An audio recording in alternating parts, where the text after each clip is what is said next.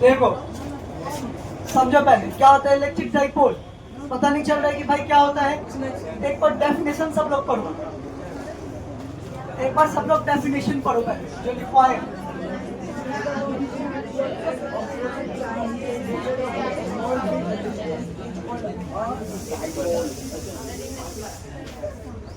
हमारा कुछ नहीं समझ में आया तुम क्या पढ़ रहे हैं, अच्छे से पढ़ो रिदम में।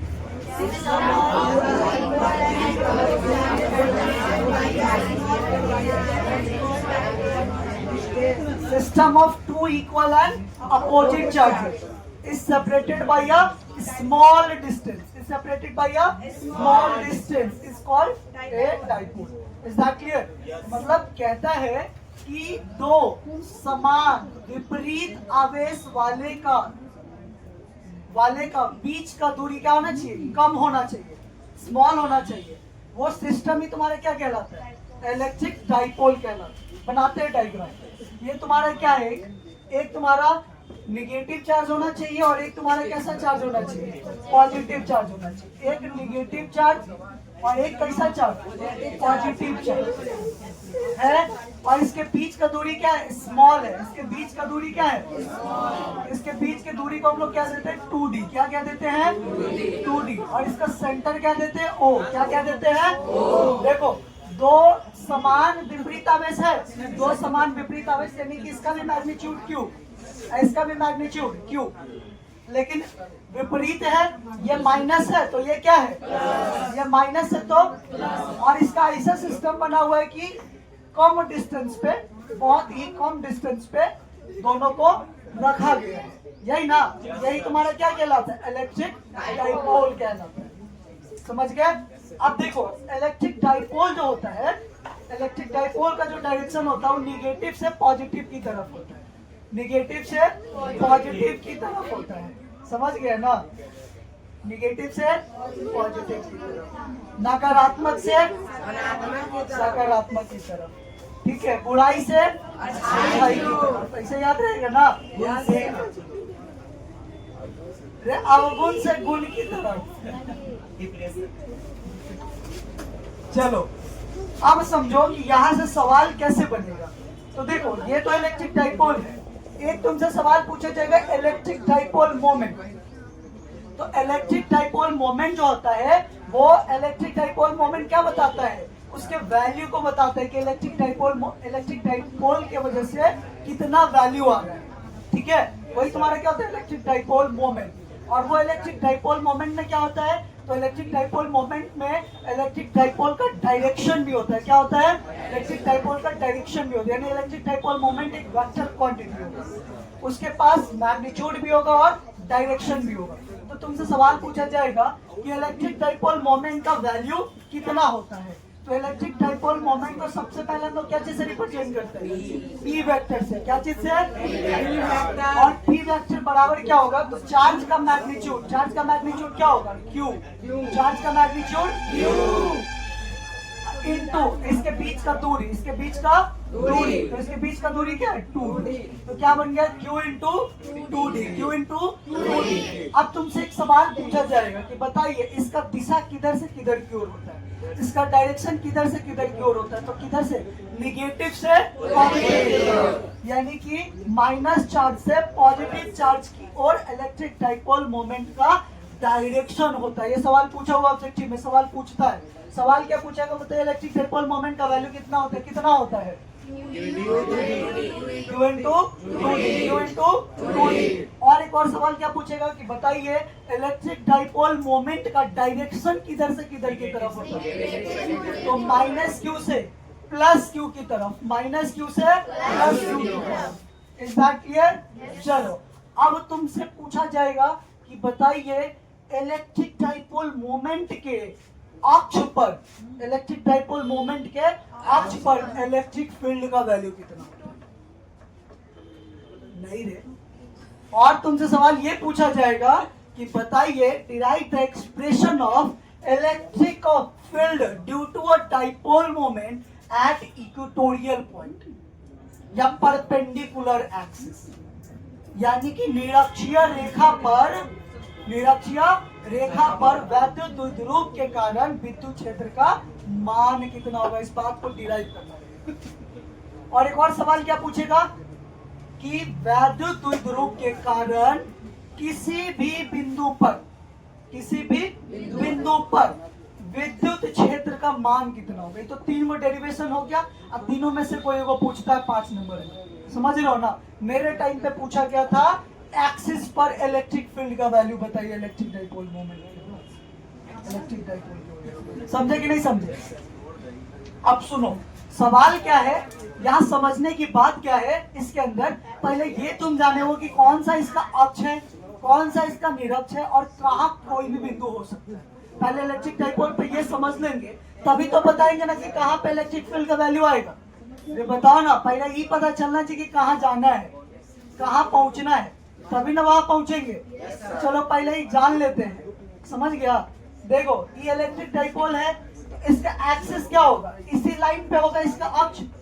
इस लाइन को आगे बढ़ा दोगे तो ये P पॉइंट इसका ही क्या होगा, इसका एक्सिस होगा। इसका क्या होगा, एक्सिस होगा। Is that clear. यही तुम्हारा क्या होगा, एक्सिस होगा, ठीक है।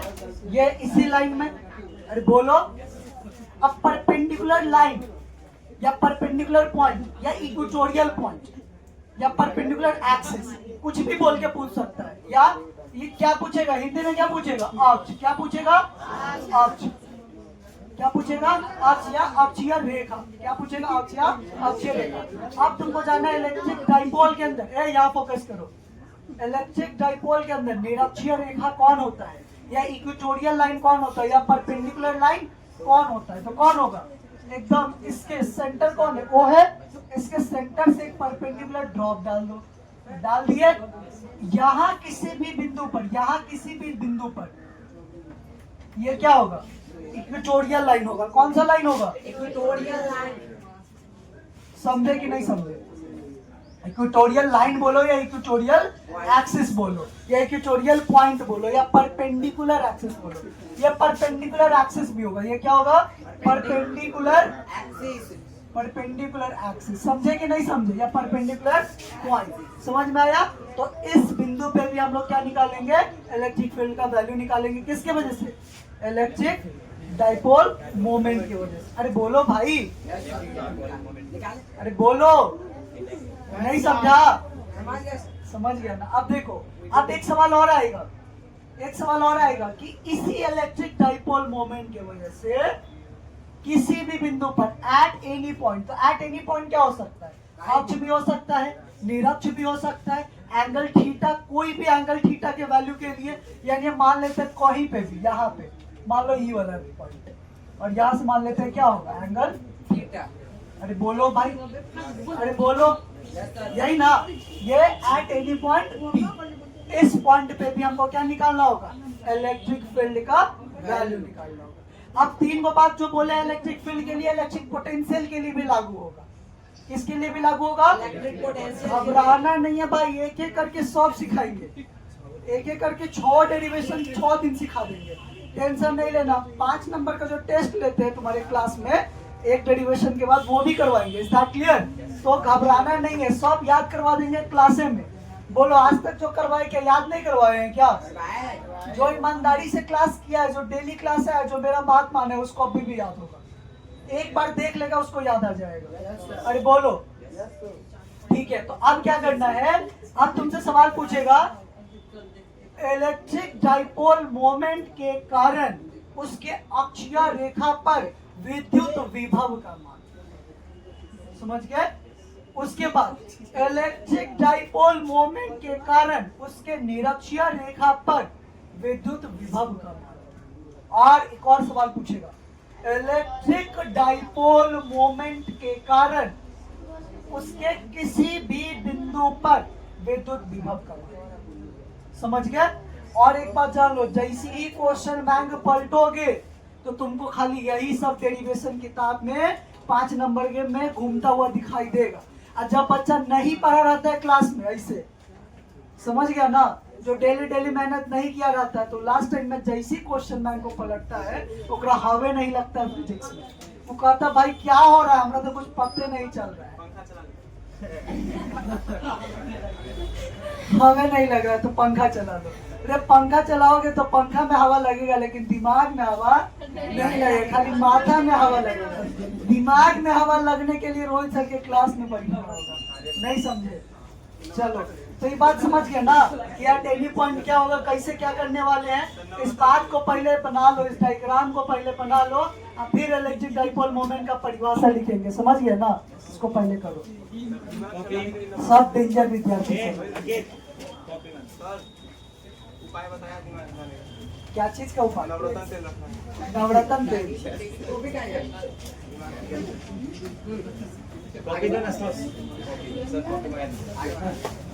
तुम काहे नहीं आए तो कॉफी तो समझ नहीं आ रहा क्या लिखा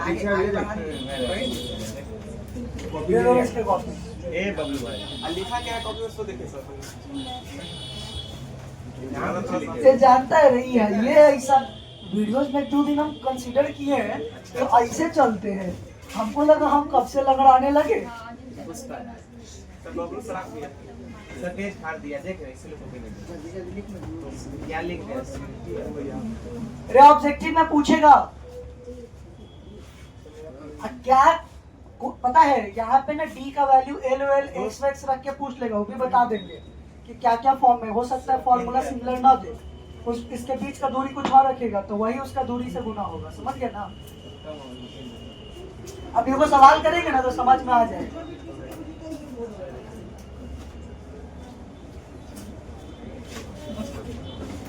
अच्छा बताओ आसान है कि नहीं है?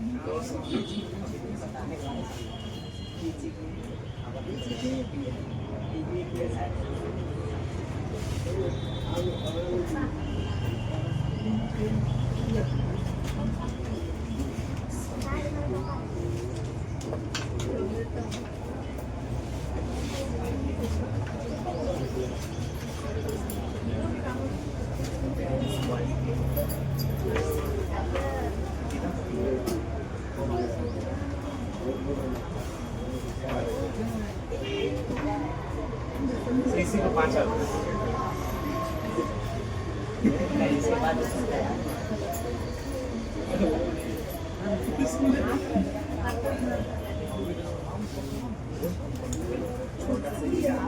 सर आज बर्थडे है सर।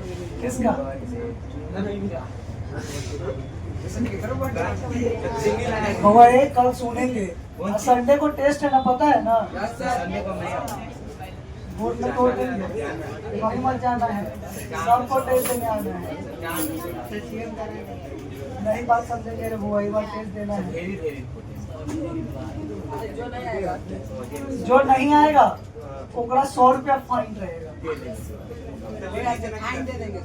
100 रुपया का फाइन पड़ेगा उसको। 50 डिस्काउंट अभी सब बोली कर तो 100 रुपये आपको देते हैं।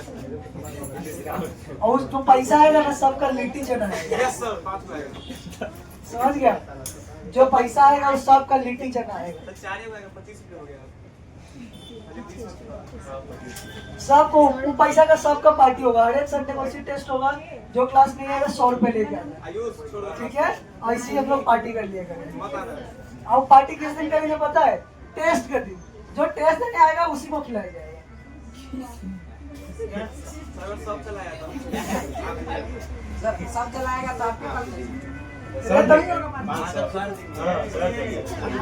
रे गधा, उतने पैसा का लिट्टी चना आएगा जितना का फाइन होगा। अगर नहीं फाइन आएगा तो अच्छी बात है। 500 में तो ढेरे लिट्टी आ जाएगा।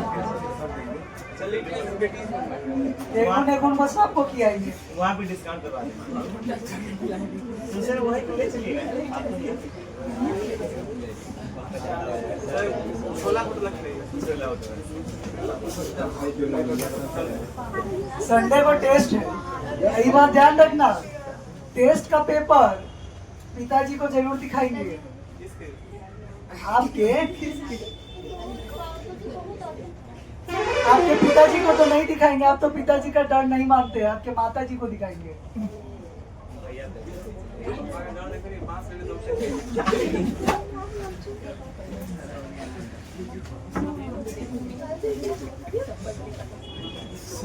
हो गया जी? चलो एक क्वेश्चन देखो तो यहाँ पे अच्छा पहले थोड़ा ऐसा यूनिट और डायमेंशन समझ लो। इसका ऐसा यूनिट क्या होगा? इसका ऐसा यूनिट क्या होगा बताओ? कूलॉम। चार्ज का क्या होता है? कूलॉम।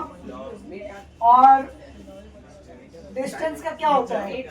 तो कूलॉम गुना बहुत बच्चा इसको सेंटीमीटर समझ ले, इसको सेंटीमीटर मत समझना। ये कूलॉम है, ये क्या है? मीटर। याद रहेगा ना?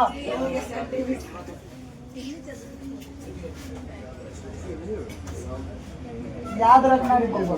चलो एक और बात ध्यान दो, इसका डायमेंशन।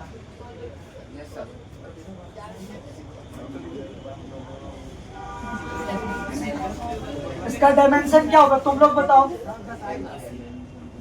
इसका डायमेंशन तुम लोग बताओ। चार्ज का क्या होता है? 80। क्या होगा मीटर का? L। तो क्या बनेगा? 80 L। याद रहेगा? ये वो सवाल देख लो इस पर, ये वो सवाल देखो क्या है? ये 2 माइक्रो कूलॉम, माइनस में ये plus 2 micro Coulomb. 2 equal and opposite charges, it is separated by a 2 meter of distance। ठीक है, तो बताना है तुमको इलेक्ट्रिक डाइपोल मोमेंट का वैल्यू क्या होगा। निकाल के बताओ। सबसे आसान बहुआ वाला,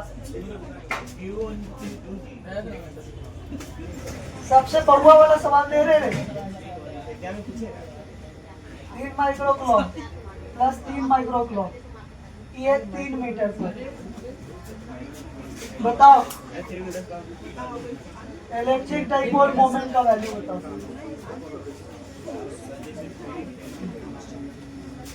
एक और सवाल और दे देते हैं। ये माइनस क्यू, ये प्लस क्यू। तो तुमको बताना है इसके बीच का दूरी 2x।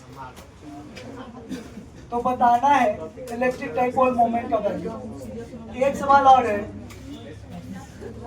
-2q प्लस 2q, इसके बीच का दूरी 2l। तो बताना है कि इलेक्ट्रिक डाइपोल मोमेंट का वैल्यू क्या होगा। करो।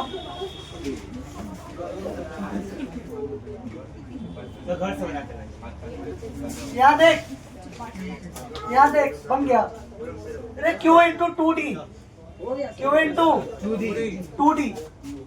D का वैल्यू कितना है यहाँ पे? Q का वैल्यू कितना है? 2 माइक्रो कूलॉम। अरे बोलो, तो ये क्या बनेगा? 2 गुने 10 के पावर -6 गुने 2 गुने D का मान कितना है? 2। अरे है कि नहीं है? अच्छा 2D का वैल्यू ने दिया हुआ है 2 मीटर, 2D का वैल्यू ना है, तो सीधे 2 यहाँ नहीं रखाएगा, सीधे क्या रखाएगा? 2 रखाएगा। 2D बराबर है, 2D बराबर 2 मीटर है। इसके बीच का दूरी पूरा 2 मीटर दिया हुआ है, तो क्या होगा? ये 2 होगा। तो क्या बनेगा? 4 गुने 10 के पावर -6 कूलॉम गुना मीटर। आ गया? अरे बोलो, यहाँ पे Q का वैल्यू कितना है? 3 है। 3 माइक्रो कूलॉम यानी 3 गुना 10 के पावर -6। 2D का वैल्यू कितना दिया हुआ है? 3 मीटर। तो यहाँ रख दो 3 मीटर। 3 कितना होगा? 9 गुने 10 के पावर -6 कूलॉम मीटर। और ये सो नॉट यहाँ Q गुना 2x कूलॉम मीटर। ये 2Q गुने 2L, ये बनेगा 4Q इंटू L। आया कि नहीं आया? यानी इसके बीच का दूरी जो होगा वो क्या कर देंगे? 4 से गुना कर देंगे। समझ गया ना? तो फॉर्मूला तुम लोग खुद से भी बना सकते हो।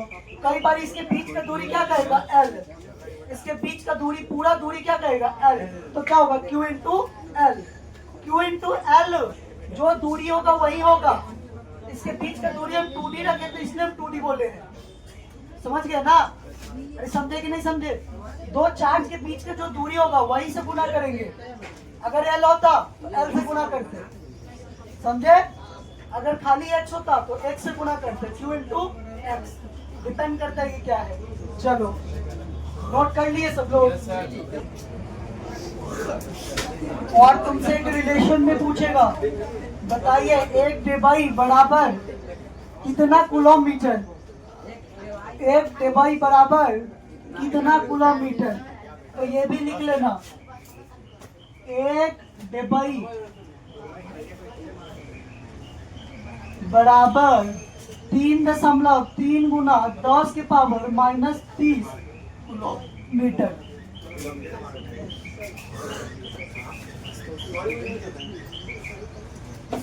ठीक है, चलो नोट हो क्या?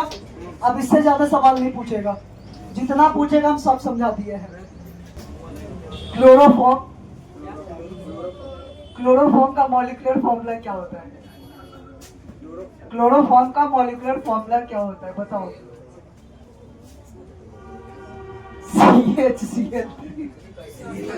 CHCl3 chloroform. अरे क्लोरोफॉर्म कहाँ पाया जाता है? पौधों के पत्ता में। और क्या रंग का होता है? हरे रंग का होता है। अच्छा ये बताओ, अगर पौधा हरा रंग का है तभी वो अपना भोजन बना पाएगा, या हरा रंग का अगर नहीं है तो भी वो अपना भोजन बना पाएगा? क्लोरोफिल है तो भोजन बनाएगा, हरा रंग से कभी लेना देगा। यानी बहुत सारा पेड़ ऐसा भी होता है, पौधा ऐसा भी होता है जिसका रंग क्या होता है? पत्ता का पीयर होता है, पीला होता है कि नहीं होता है? तैयो लेकिन वो खाना बना लेता है। खाना बनाता है तो क्या खाना बनता होता है वो? और कार्बोहाइड्रेट, ग्लूकोज और H2O जल। और हमको ये बताओ, वो क्या वो पूरा क्या होता है? वो क्या होता है? स्टार्च होता है ना? पूरा क्या कहलाता है? स्टार्च कहलाता है। वही उसका क्या होता है? स्टार्च होता है। अब मान लो अगर पौधा को कार्बन डाइऑक्साइड अगर नहीं मिलेगा तो क्या वो भोजन बना पाएगा? क्या क्लोरोफॉर्म के बिना भोजन बना पाएगा? क्या सूर्य के प्रकाश के बिना भोजन बना पाएगा? नहीं ना। तो उसके लिए जरूरी है। ये एक्सपेरिमेंट करके देखे हो तुम लोग? अरे 10वीं क्लास में है ये एक्सपेरिमेंट। एक गमला को अंधेरे कमरे में रख दिया जाता है। एक्सपेरिमेंट किए नहीं, बस खाली पढ़े हैं। अच्छा तो क्या करते हैं वो? ऐसे भी पता चल जाता है। कैसे? कैसे? क्लोरोफॉर्म का टेस्ट कैसे करते हो? क्लोरोफॉर्म का टेस्ट किए हो? दाना के पत्ती के अंदर क्लोरोफॉर्म उपस्थित है कि नहीं है? ये हो। क्या करो, पौधा की पत्ती को ले लो, अब दारू करते हो, दारू अल्कोहल में डाल दो, थोड़ा बॉईल कर दो, ठीक है। अब फिर वो क्या करो, पत्ती को निकाल के एगो प्लेट में रख लो और उसके ऊपर आयोडीन का सॉल्यूशन डाल दो। अब आयोडीन के सॉल्यूशन को थोड़ा देर छोड़ दो तो देखना कि अगर पौधा का पत्ती का रंग अगर नीला हो गया तो क्या होगा? उसके अंदर कौन सा उपस्थित होगा? क्लोरोफॉर्म। समझा कि नहीं समझा? क्या उपस्थित होगा? क्लोरोफॉर्म। बिहार में बंद नहीं लाने। चलो आज की क्लास में इतना ही।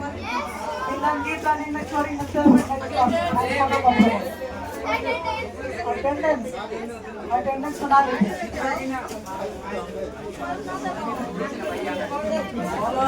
बबलू भैया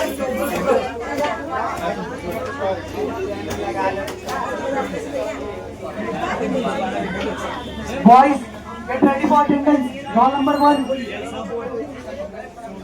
Roll number 1.